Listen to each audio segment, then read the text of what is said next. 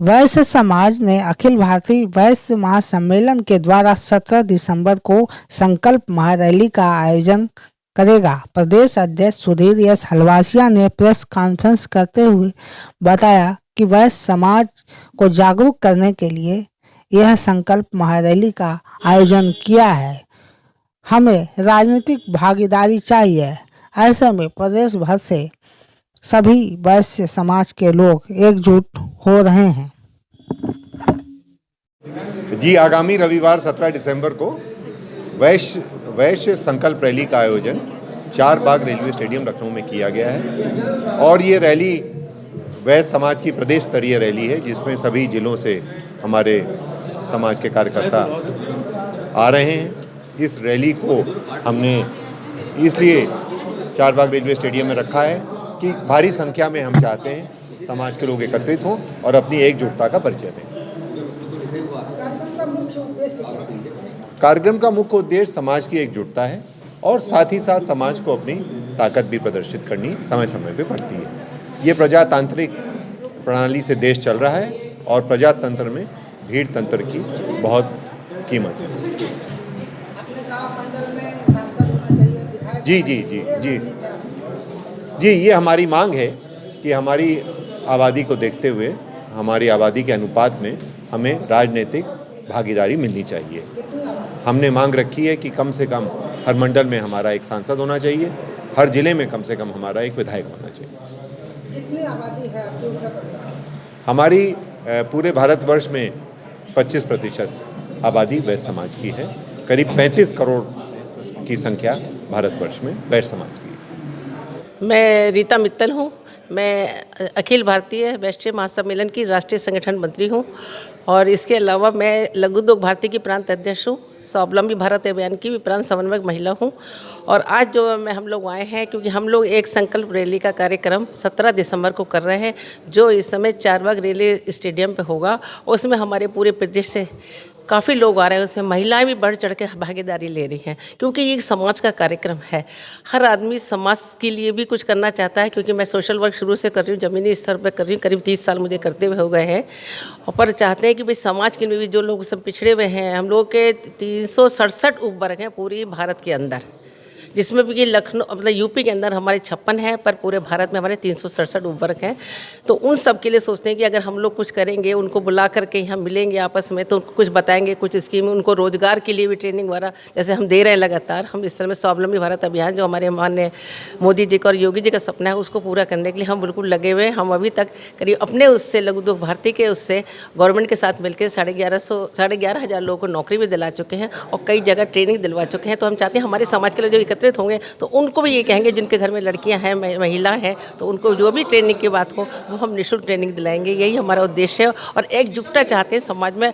और जैसे लोग कह रहे हैं कि भाई ये रैली हो रही है, रैली तो नाम की है, रैली तो एक दिया है शब्द, इसमें सारे आपस में जुड़ेंगे। ये पारिवारिक मिलन है, क्योंकि पारिवारिक मिलन जब होता है, क्योंकि हमने परिवारों को आमंत्रित किया है, खाली पुरुष वर्ग नहीं आएगा, तो हमने कहा परिवार से आइए, आकर के यहाँ बैठिए, समझिए समाज हमारा क्या क्या कर सकता है, आप आगे बढ़िए। अगर कोई जगह पिछड़ी जगह भी रहते हैं तो उनको कुछ चीज़ें बताई जाएंगी, स्कीम्स बताई जाएंगी और आपस में यहाँ रहें। उसके बाद यहाँ से जब जाएँ तो कम से कम हमारा लखनऊ शहर जो हमारे योगी जी ने मोदी जी की प्रेरणा से डबल इंजन की सरकार से इतना अच्छा बना दिया, उसका भी दर्शन करके जाएं। यही हमारी शुभकामना है सभी आने वाले अतिथियों को और आप लोगों को कि आपने आज न्यूज़ चैनल पे मुझे बोलने का मौका दिया कि इसके बारे में बस मैंने बताया। इसमें बहुत अच्छा कार्यक्रम हुआ, करीब 35-40 हज़ार लोगों की उम्मीद है जो इसके अंदर आएंगे। वो सब पारिवारिक मिलन है। हाँ, मैं तो रैली क्या पारिवारिक मिलन कहूँगी कि वही होने जा रहा है।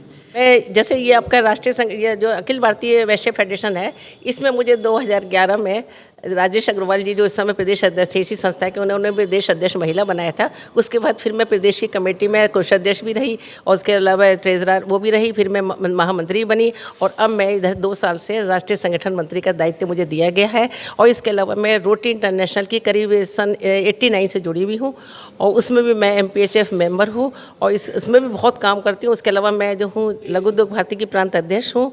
स्वावलंबी भारत अभियान की प्रांत महिला समन्वयक हूँ। इसमें भी मुझे अभी जाना है। हमारी 23, 24, 25 को कर्नावती में कन्याकुमारी में मीटिंग है, जिसमें सारे संगठन 32 संगठन आ रहे हैं, क्योंकि स्वावलंबी भारत अभियान के अंदर 22 संगठन जुड़े हुए हैं जो उनके RSS के अनुश्रमिक हैं। उसके अलावा 12 कॉर्पोरेट हाउस भी और हैं, ये सब आ रहे हैं। और इसके अलावा मैं काफ़ी संस्थाएँ हैं, क्योंकि मैं रेड क्रॉस से भी जुड़ी हूँ।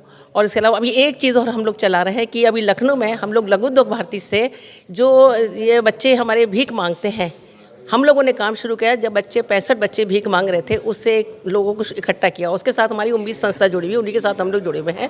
और आज हम लोगों ने 400 बच्चों को दे दिया है कि उनकी पढ़ाई करा रहे हैं, उनकी शिक्षा दे रहे हैं। उस शिक्षा का भी हम लोग एक बच्चे की शिक्षा, मतलब कि हम लोग इसलिए प्रण कर रखा है, हम लोग पूरे जो 400 बच्चे सबको शिक्षा देंगे। अभी पिछली मीटिंग में हम लोगों ने ये तय किया है सब लोग उसको गोद करें। कोई 5 बच्चे गोद ले रहा है, कोई 10 बच्चे गोद ले रहा है, जिसका एक बच्चे का खर्चा 1 साल का 12,000 रुपये आता है, वो भी लगे हुए। और उनकी जो मात्र है, जो उनकी माता हैं, तो उनकी जो मात छाया बनी हुई है, उसी के साथ में उनको भी हम लोग निःशुल्क ट्रेनिंग दे रहे हैं। ये सब काम हम कर रहे हैं। एक महिला है, हाँ, सशक्त महिला है, पारिवारिक बैकग्राउंड क्या था, कैसे सपोर्ट मिला?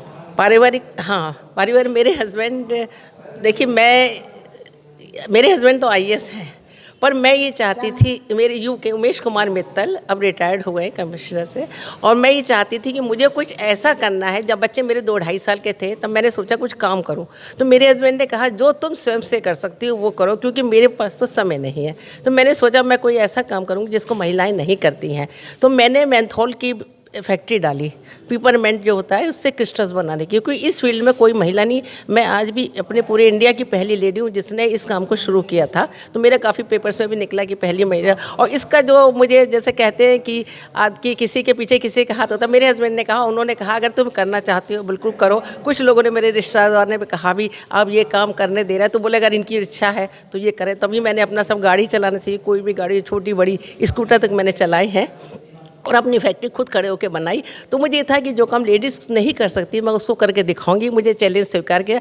ऐसी रोटरी का इलेक्शन हुआ, मैं रोटरी इंटरनेशनल की भी मेंबर हूँ, तो उसमें भी जो गवर्नर का इलेक्शन की बात हुई, तो मैंने 2006 में इलेक्शन लड़ा, यहीं कन्वेंशन सेंटर में हुआ था। उसमें मैं पहली अपने डिस्ट्रिक्ट में, हमारे UP MP के जिले आते हैं, पहली महिला नहीं मतलब गवर्नर बनी महिला होते हुए, और लोगों का चैलेंज स्वीकार किया। मुझे वो काम करना पसंद है जो कहते हैं कि महिला कुछ नहीं कर सकती, महिला चाहे तो बहुत कुछ कर सकती। मैंने घर भी देखा, मेरे दोनों बच्चे भी बहुत अच्छे निकले। मेरा बेटे ने IIT से BTech किया, IIT गुवाहाटी से। मेरी डॉटर भी इस समय एडिशनल चीफ स्टैंडिंग काउंसिल है।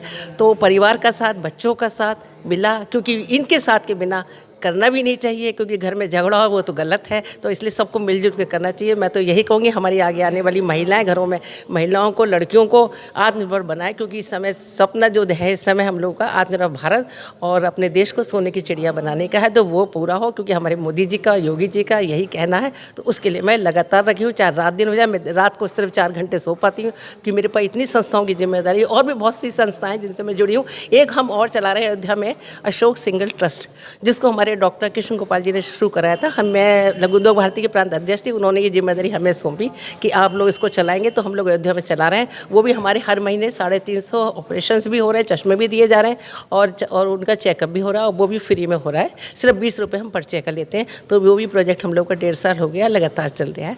और भी बहुत सी समाज सेवा का कार्य करते हैं, पूरी बस्ती को अडॉप्ट करते हैं, उनको वो करते हैं। और एक ड्राइव हमने और चलाई थी, ये सैनिटरी पैड की, उसको भी हमें 7-8 साल हो गए। वो भी हम महीने में, हर महीने कम से कम जा कर के 1000 सैनिटरी पैड्स निःशुल्क बांटते हैं, और जहाँ देखते हैं ज़रूरत है उनको अवेयर भी करते हैं इस चीज़।